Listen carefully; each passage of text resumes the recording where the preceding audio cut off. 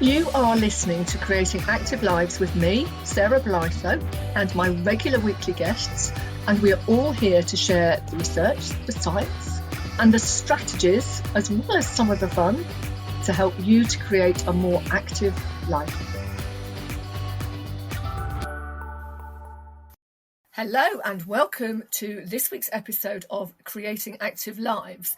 I'm really pleased to have with me today Nicole Winer, who is a business strategist, mentor and coach and an entrepreneur, but she's actually also really passionate about having a really healthy balance to your life.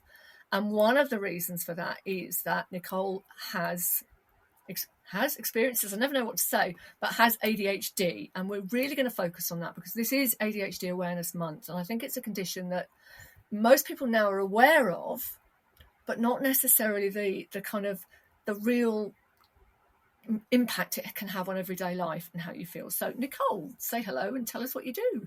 What a lovely introduction. Thank you so much for having me here.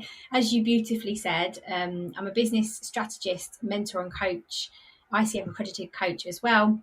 I've been running my business for 5.5 years, which still feels like it's flown by. Absolutely. I feel like it was still yesterday. I started my first business in 2018. Early 2018, I was running an outsourcing business. I was really full, got really full within about 6 months, scaled that. So I had associates and things like that as well. I was mentoring and coaching my clients on the side from all of my experience with psychology. I've studied that for 18 years. All of my experience in business ops, which I ran a global FTSE 100 behind the scenes for 10 years. They were getting all of that for free, my lucky clients, at the beginning of my business journey. And then I decided to completely wind that business down at the end of 2020, which was nothing to do with the pandemic. It was just the natural evolution of my skills and my business and my confidence actually as well. And now I do that full time. So one of the things I know we've talked about previously is kind of balancing your work and your ADHD, but also something that's come up is kind of what you've had to educate your personal trainer in. Almost. It's kind of like, no, this is how you need to work with me. So it's not just like a personal trainer saying, here's a lovely program just for you. It's you also saying, no, this is how you need to work to me. So when were you diagnosed and how does it impact you in everyday life? So I love this question. Whenever I talk about ADHD, everyone asks me that question, and I haven't been clinically diagnosed. So Even in the absence of a clinical diagnosis, which at the moment for me, I don't feel like I need, so I haven't been clinically diagnosed, but my awareness and my journey with ADHD honestly started through hearing other people share their stories, which is why I'm quite passionate, about doing the same thing. And probably in like 2021, maybe 2022.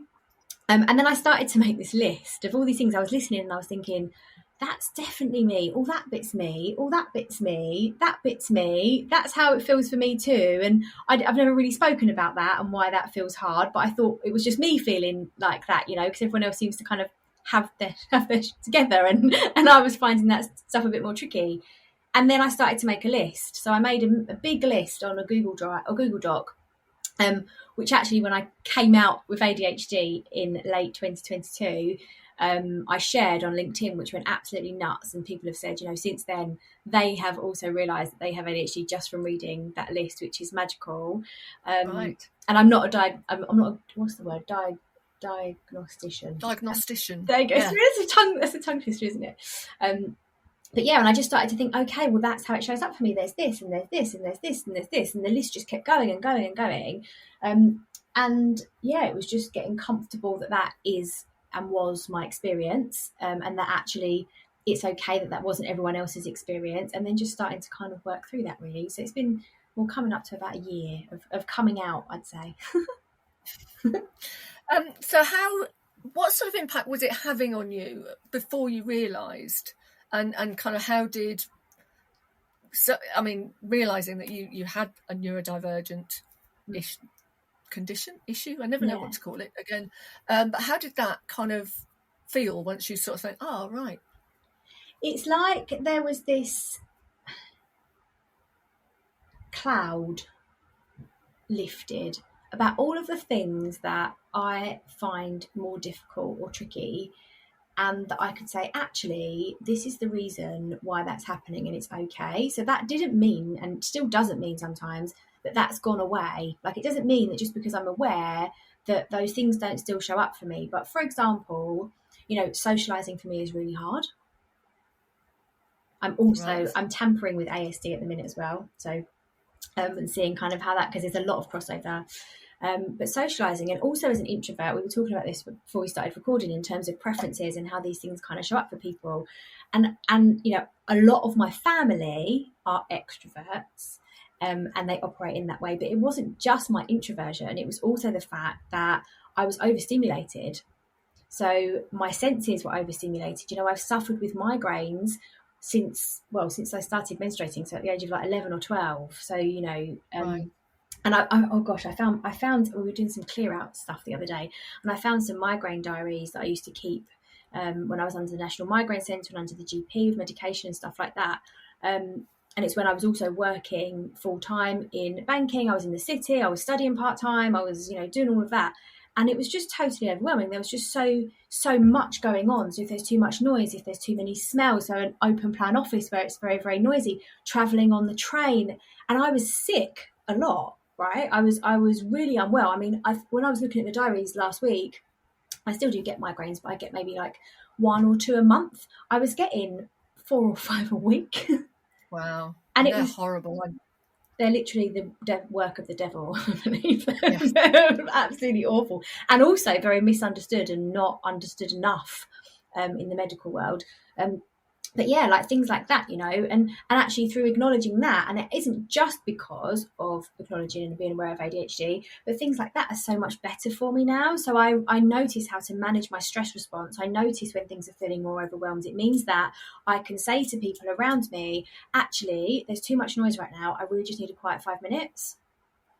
Or I do this with my best friend's got 2 children, my godchildren, and I love them so dearly, but oh my god, they're 9 and 7 now, and they're a lot. They're both girls. They're like so loud and screechy, and they're always so excited when I'm around, which I adore. But I used to leave her house and after spending time with them, and I would have a migraine because it was too overstimulating, as well as all of the dopamine rushes and excitement from playing and the energy and all of that. So now what I say to them, they're a bit older, so they understand, is I say, Auntie Cole just needs like 5 minutes of quiet time. Let's set a timer. And after 5 minutes, we can play again. But I just need a minute to kind of bring my nervous system down. Things like that are massively different and have changed. Yeah. It's really interesting, actually, what you say, particularly about smells, because I'm hypersensitive to anything chemical. I mean, I can walk into someone's house, and if they've got one of those plug-in air fresheners, I have to ask them to switch it off. It really makes me unwell. But it's also noise. When we talk about noise and overstimulation, it isn't just literal noise, is it? It's so many other things. It's people and everything. So how did you find that you were starting to manage yourself around that sort of circumstance and the time you've got? Because it's, you can't always say, actually, I need a 5-minute time out. It's not always practical. So did you find a specific way of doing it, or is it something that's more evolved over time? There's a couple of techniques that I use to kind of help with that, really, which I mean is generally how, even if you are neurotypical, it's about your nervous system and being aware of what's going to help that. So things like, and I've studied psychology for a long time, so like things that are going to stimulate your vagus nerve to calm your nervous system. So whether that's singing or dancing, if you feel like you kind of like need to get it out, or whether it's being very still. It could be one or the other. For me, one of the things that I do when I'm feeling stressed and tense, and if it is through overstimulation, is I tense my body. I tense my jaw, which means that my neck's tighter. I tend to clench my fists, and I don't realise it's not because I want to punch anyone. It's just because it's just that fight or flight thing. So one of the things there, for example, for me is like opening my hands. If I'm conscious of what's happening with my shoulders, instead of my head, because I can feel my fists being tight, I open my hands out, because that's not a place of fight. It reduces your nervous system. And again, opening and closing my hands, breathing really deeply, and actually not practicing these things just in the moment. It's about practicing them outside of this. You can use them as tools. So for me, and I have to do this, I'm not great at falling asleep. As soon as my brain hits the pillow, again, my overstimulation, my overthinking mind with my ADHD, like sets on fire. So I put one hand, the breathing technique I like is I put one hand on my chest and then one hand on my tummy, and I breathe into my top hand and into my bottom hand really slowly, and then I breathe out with a big sigh, like a big and again, it's very good for what happens in your brain and chemicals, oxygen, carbon dioxide release, like all of that kind of stuff. And the other things I'd say, which it doesn't have to be a really big sigh either. You can do those things quite subtly in public without people noticing necessarily as well when you become more conscious of it. And I'm a big fan of a tactical nap, but sometimes a tactical nap isn't necessarily possible. So sometimes what I'll do is I'll just lie down for a couple of minutes. Yeah, it's funny, isn't it? It's almost like you've got to give yourself permission to find ways to bring that rest, digest, that vagus nerve, the parasympathetic nervous system in. I mean, getting out into a forest, for anyone who's got a forest on their doorstep, get out to a wood or a forest is really, really quick to sort of do it. I use the VU breath, where you make a very deep foghorn out. You sound like a foghorn as you breathe out for as long as possible, and that kind of, the vibrations are very good. But as you say, it's kind of what makes you feel calmer, isn't it? So, as you just said that about the forest, actually, something that's really interesting that I noticed. I used to live in outer London / Essex on the border. For anyone that knows Woodford on the Central Line, it's the end with the little curly bit on the end, the little loop. And I'd travel into London, and we live right near the M11 bridge. It was really, really busy. And when my family about 10 years ago bought a farm in Hertfordshire, which is where I live with them now, and we moved there about 6 years ago, I didn't realise how much I needed that green space. Yeah. And how overwhelmed I actually feel when I'm back in really busy spaces for a long time and don't have that greenery. So actually noticing as well that sometimes that's not always a good thing for me. So I can look outside the window now. We were saying how warm it is this time of year, which is lovely. But I'm already feeling quite hot today, so that's not good for me to be out in the sunlight. If I was going to walk, I'd make sure it was in the shade. So it's also about noticing those things in your senses. When I was under the National Migraine Centre, one of the things they said was for migraineurs, which I didn't know was a word, but apparently it is, migraine sufferers, we have overstimulated nerve endings. They're more sensitive than other people's.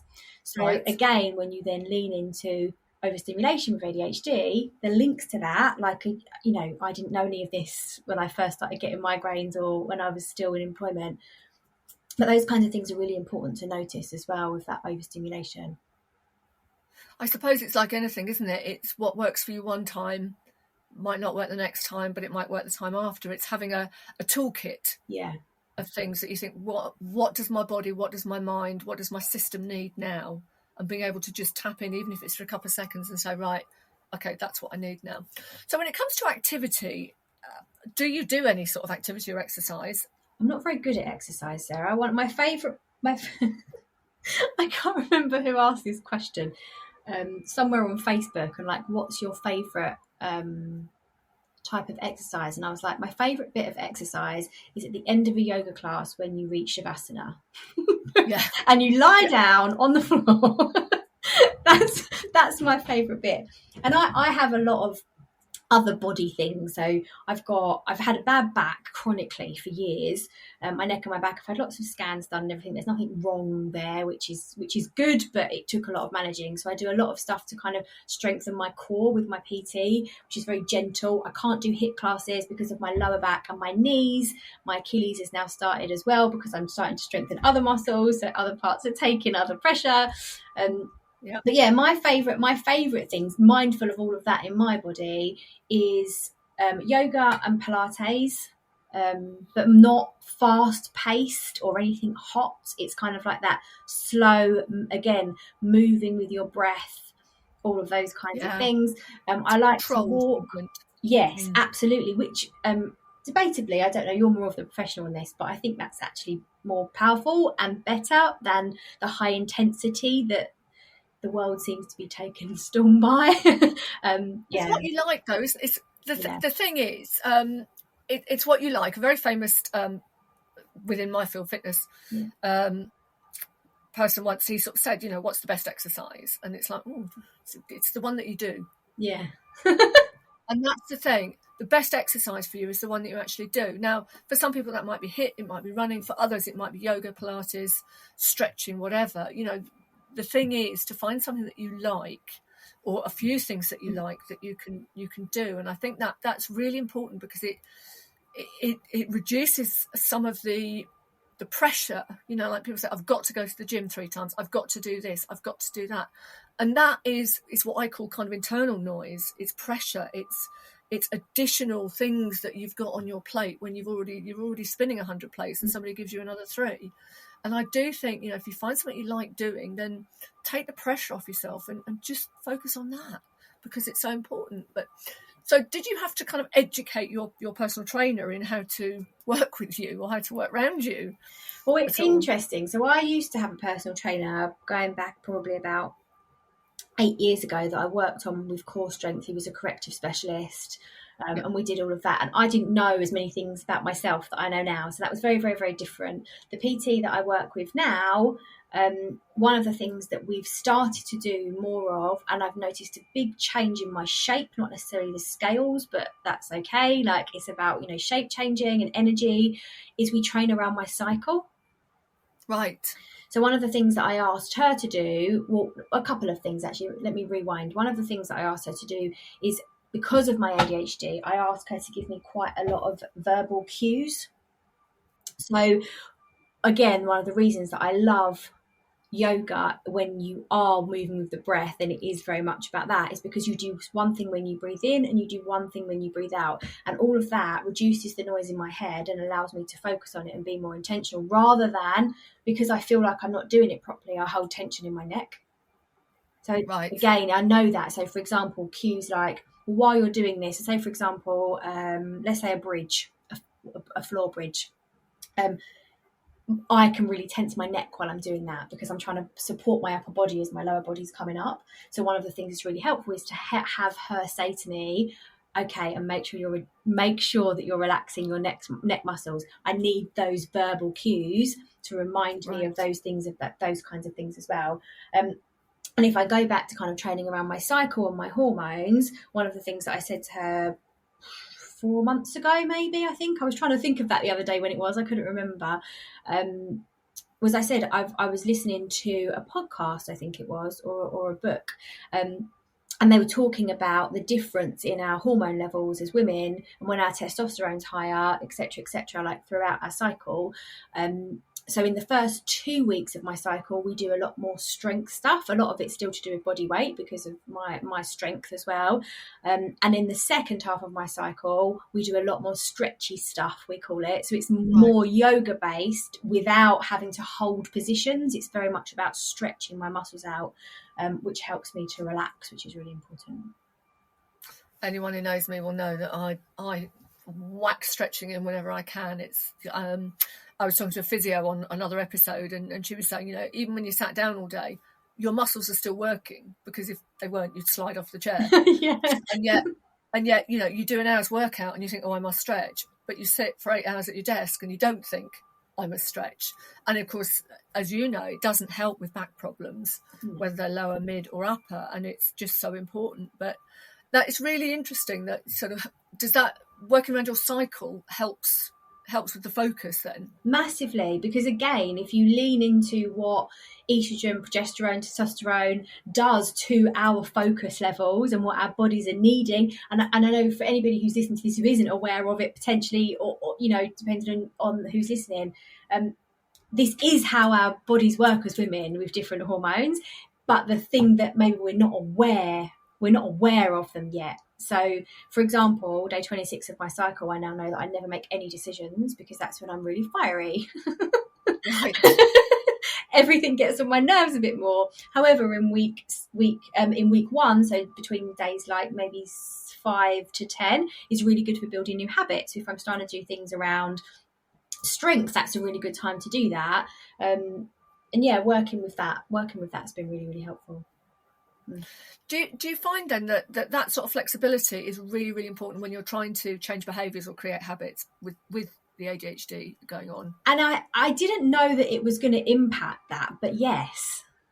So it's kind of like a thing we didn't know until we tried it, No, I know what you mean. But it makes sense, doesn't it? Because so many people say, well, I tried doing that and it just wouldn't happen. Maybe it's because it was the wrong part of their cycle that they were starting it. Maybe we need to be a bit more, if you think about nature, I'm big on the different seasons. You know, you wouldn't go into spring thinking, right, let's get everything off, let's let everything fall off the trees.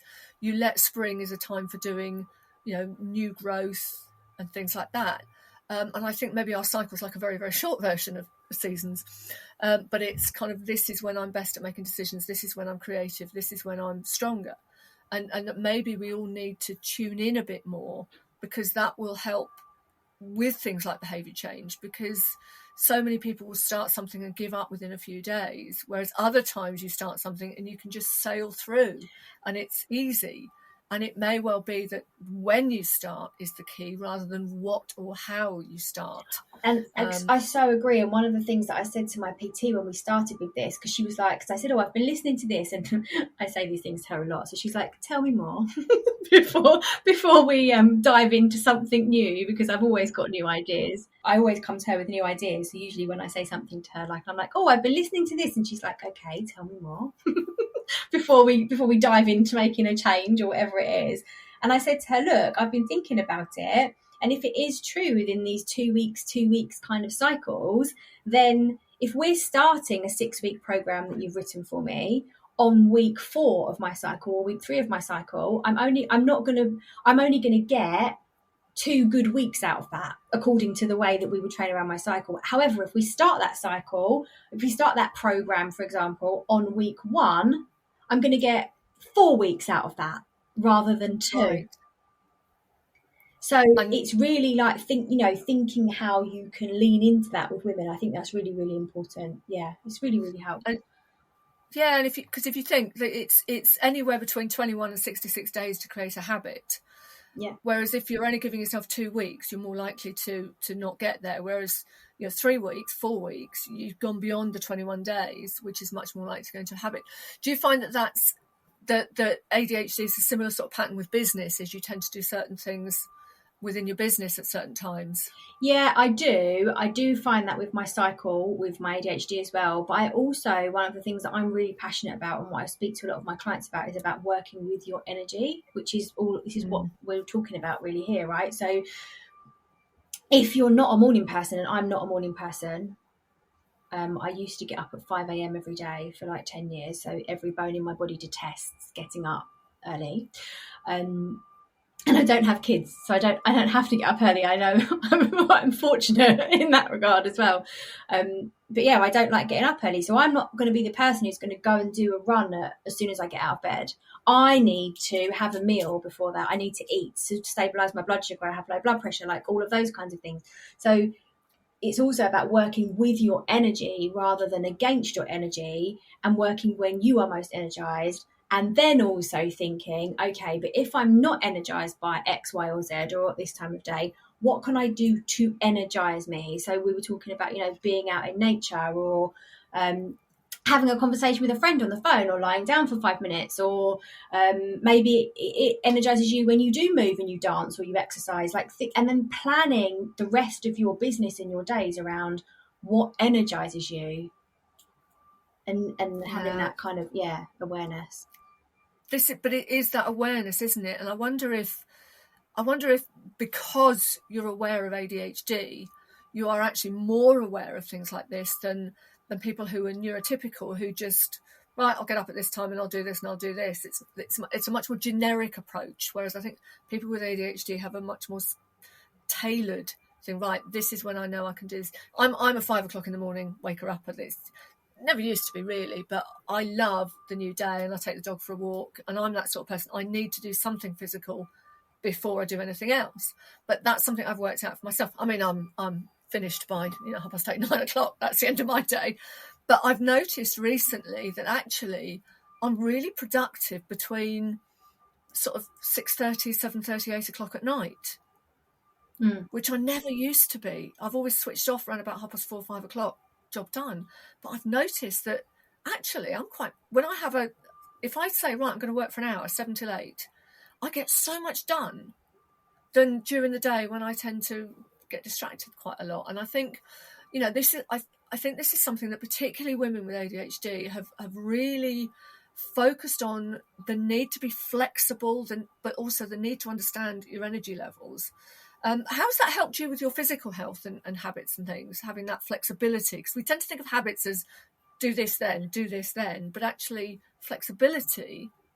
I think it's flexibility, and it's also about being realistic. So you were talking about like internal noise. A lot of internal noise comes from external noise. It's not really ours. It's noisy because it's not ours, right? Yeah. So it's about noticing what is and isn't for you, and then being flexible around that. And the other thing I would say with ADHD specifically, and also cycles, being conscious of your cycle, is that it's okay if it's not the same every day. And again, that awareness and acceptance for me to be like, do you know what? Today's not going to be that day. Today's not going to be the day when I do that or that happens, but maybe it will be tomorrow. Or what do I need to do to get myself into that energy state? And being flexible with that is really key, because otherwise what happens is there's a lot of judgment, self-judgment.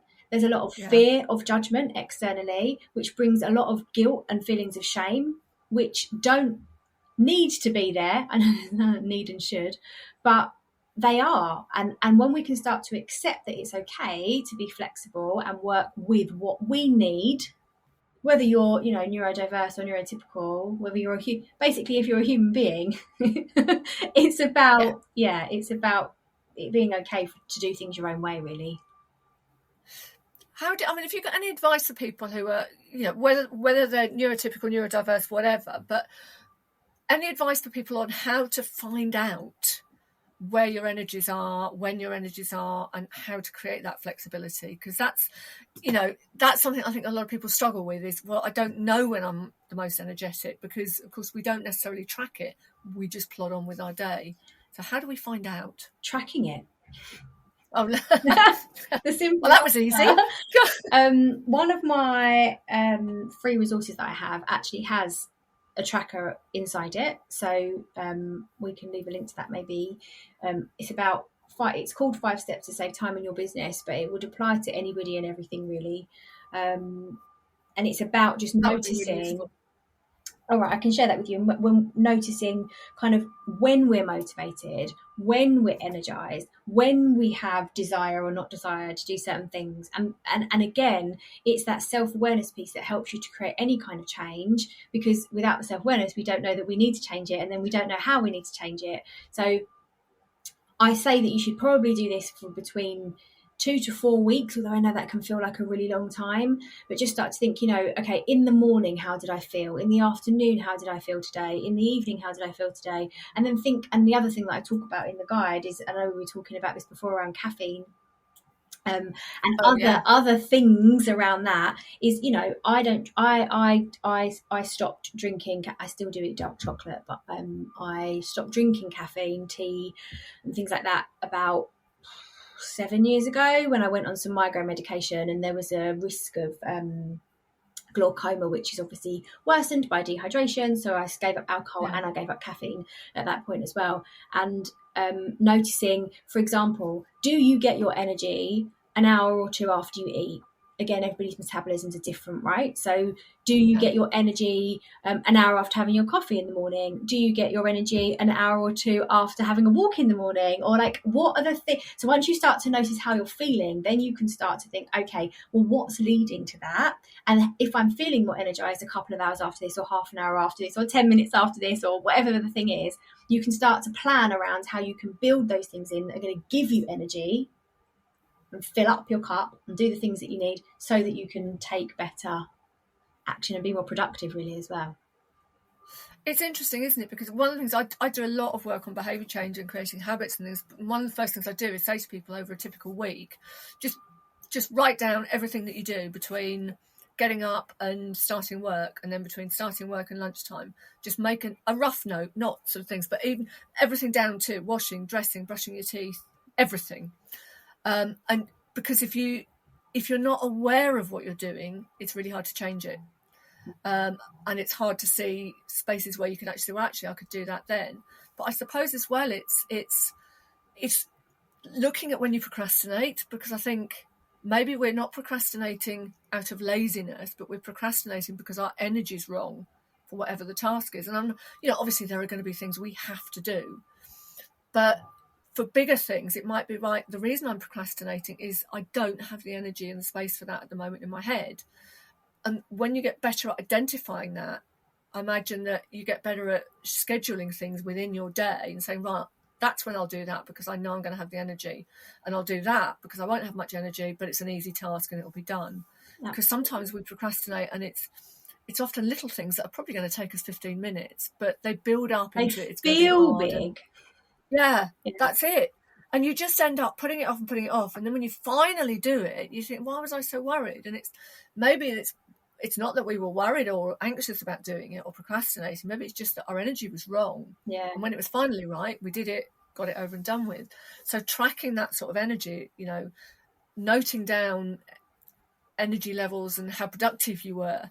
Like you say, 2 to 4 weeks is a long time, but you'll get a really good feel for the patterns. And also 2 to 4 weeks is not that long when you think about making change for the rest of your life, Yeah, exactly. It's not. Yeah. It's not.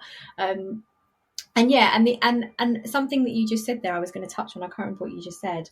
I was going to expand on. I can't remember. It'll come to me if it comes back. Habits, behaviour change, energy. Oh, what was it? Oh, I can't remember.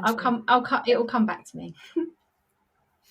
But this is the thing, isn't it? It's we've kind of lost a bit. We've lost touch with our kind of natural energy rhythms because of, there's all sorts of reasons, but because we've always got television, we've always got technology, we've always got everything, and I don't think that helps us to notice highs and lows in our energy patterns because we're always doing something, and I think sometimes.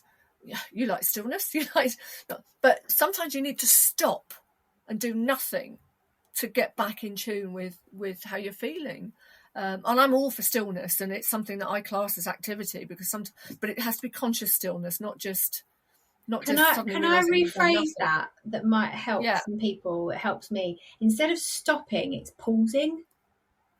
Yeah, because stopping, if you're feeling like you're really overwhelmed and there's loads and loads to do and there's not enough time and there's not enough energy and there's not enough, to stop feels completely the opposite of what your brain and your body are trying to tell you that you need.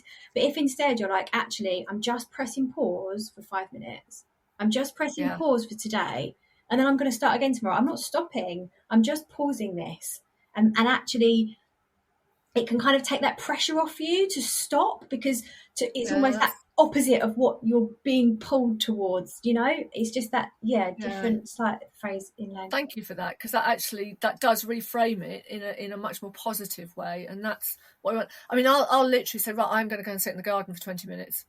And that's it. That's my expectation, is I'm going to sit in the garden for 20 minutes. I am still a coffee drinker, but I do make a point of stopping. I pause. I pause when I have my coffee, because I like to focus on the sensation of drinking the coffee.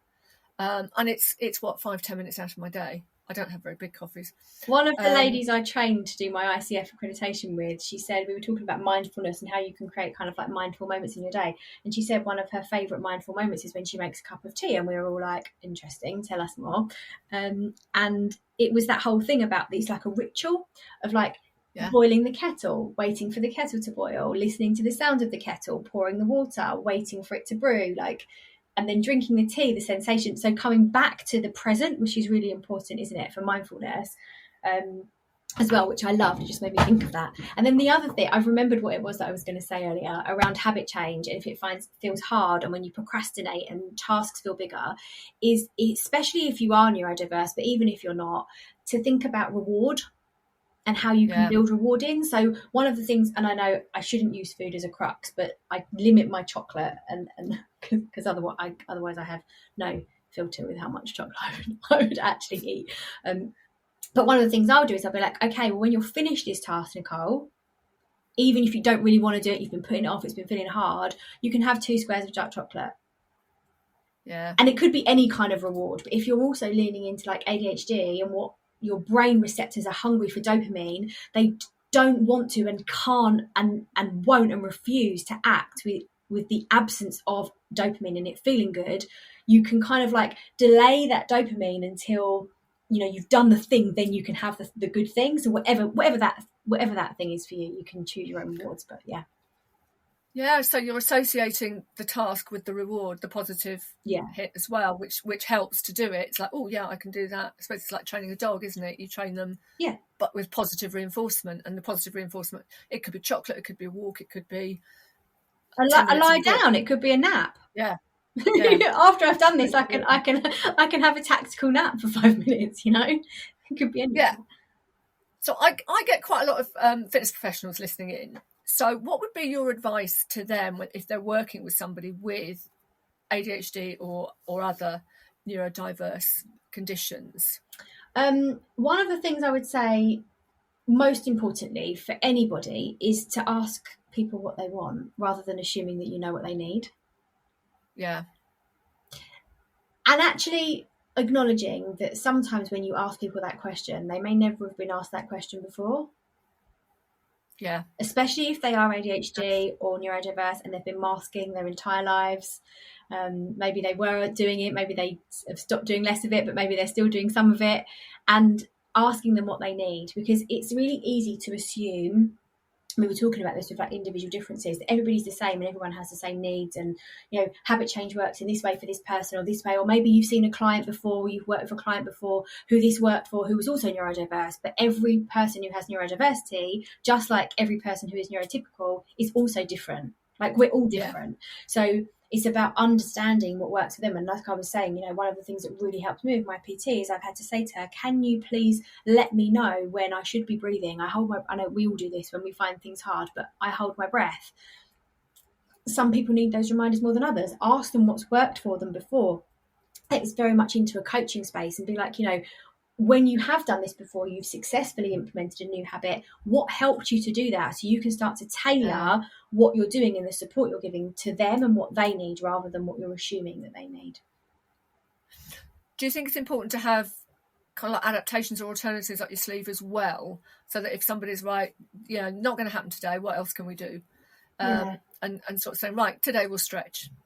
Absolutely. So one of the things that my PT does, and sometimes, and I do, you know, I'm not perfect by any means, and I know it's very hard, isn't it? You watch people online and the shiny highlight reels, but I still have a hard time with stuff. And she's one of the people that I talk to the most about the things that I find hard, actually, because I see her every single week. We do it online still. Yeah. And she'll say to me, how's your week been? And I'll tell her, and then sometimes she'll be like, okay, so how do you feel about movement today? And I'll be like, that's a nice one. Actually, my neck's really sore and we were meant to be doing strength stuff. She's like, okay, should we start off with more stretching and then we'll see how you feel? And again, if your body's in this place of being like, I can feel pain, I can feel stress, I'm worried about what it's going to be like to lift a weight or to do a body weight movement or to, you know, hold a yoga pose. If instead somebody else can almost, this is a tricky balance to reach here, but like someone else can give you the permission to be like, actually, do you know what, it's okay if we don't do this right now, pause that part and start this part and then let's see, and that's okay. Yeah. So all your fit pros out there, won't be surprised to hear me say this, but get to know your client and very much work with how they are on the day. But as Nicole says, ask them the question, you know, how are you today? What do you want to do today? Where do you want the focus to be today? Or where don't you want it to be today? Ask those questions, because there is no one size fits all. You know, a lot of people out there don't want linear programs that progress and progress and progress. They just want to do something that feels good to them on the day. And that might be different to last week and different to next week. But it's that flexibility, isn't it? And giving people permission to do something different because that's what their body's responding to. Brilliant. And again, just thinking about how that ripple effect of that's going to have on someone's life, to start to help them to understand, you know, if you are seeing a client every week or a couple of times a week and you're allowing them and empowering them and enabling them to do things their own way, maybe they've never had that option before. So, you know, you're actually, by doing that, not just helping them with their health and their fitness, but you're helping them with everything else as well. I think that's a brilliant place to finish for us. Thank you so much for coming in. Honestly and truthfully, I've learned so much myself. And I think, people are going to be really interested in this, because it's something that, whether you're diagnosed or not, there may be a lot of things that Nicole said that make you feel, actually, that would really help me. And oh, that sounds really good. So, if you're working with a trainer, or even if you're working on your own, get back in tune with your body, get back in tune with your energy, and really look at making sure that it fits with what you want to do, and that you're not pushing yourself when you don't need to, and that you are pushing yourself when you want to, which is the real thing. Nicole, thank you so much for coming in. Where can people find you if they want to get in touch with you? I will pop the links in, everybody, but where's the best place to find you if they want to find out more about what you do? Thank you for having me, first of all, and thank you for being such a brilliant interviewer as part of the conversation. That's a really important part for me, to enable me to share so openly and freely. So thank you. If anyone does want to come and stalk me, find me. That's what social media presence is for. My favourite hangout is over on LinkedIn.